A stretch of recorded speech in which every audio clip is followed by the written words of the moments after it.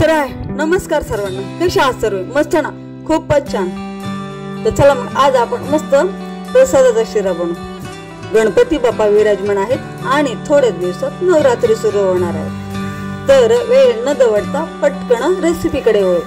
तर हे आहे आपलं साहित्य: तूप, ड्रायफ्रूट, विलायची आणि रवा.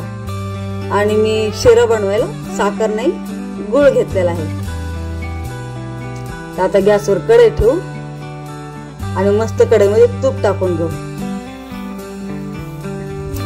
आणि काय काय माझ्या मैत्रिणी डालडा पण वापरतात.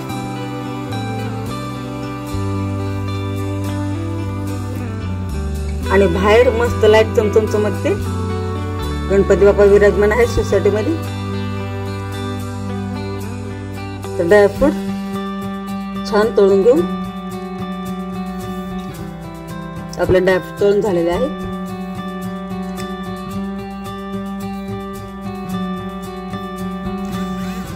तर मी विलायची टाकत आहे.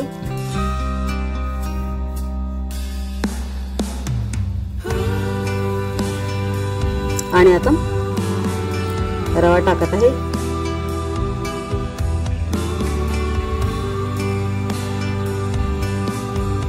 छान रवा भाजून घेऊ.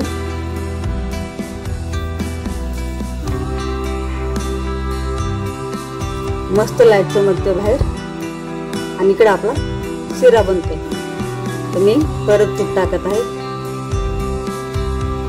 प्रसादाचा शिरा तो तूप तो बनताय फिर. आणि प्रत्येक माझ्या मैत्रिणीची बनवण्याची पद्धत वेगळी वेगळी आहे. खायला पण चव वेगळी वेगळी लागते. तर छान आपला रवा भाजलेला आहे. मी एवढा गोड घेतलेला आहे. तुम्ही गोड कमी जास्त करू शकता. आणि मी गुळाचं पाणी करून घेणार आहे, कारण तसंच गुळ टाकलं की विरघळायला वेळ लागतो.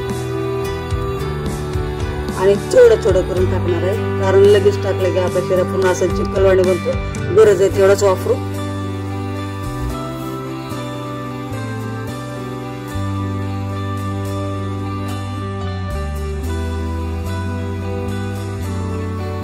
तुम्ही साखर पण टाका तुमच्या आवडीनुसार.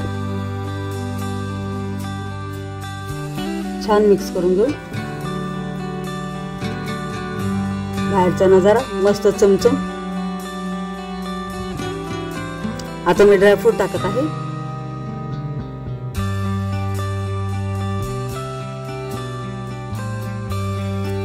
आणि पाऊण ग्लास दूध टाकून घेत आहे.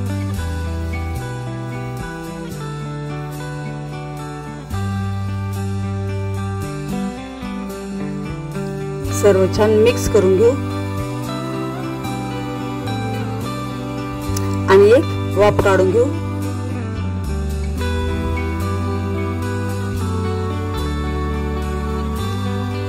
तो सुंदर सुगंध सुटलेला आहे. आणि आपला रवा मस्त बनलेला आहे. सॉफ्ट एकदम मस्त बनलेला आहे.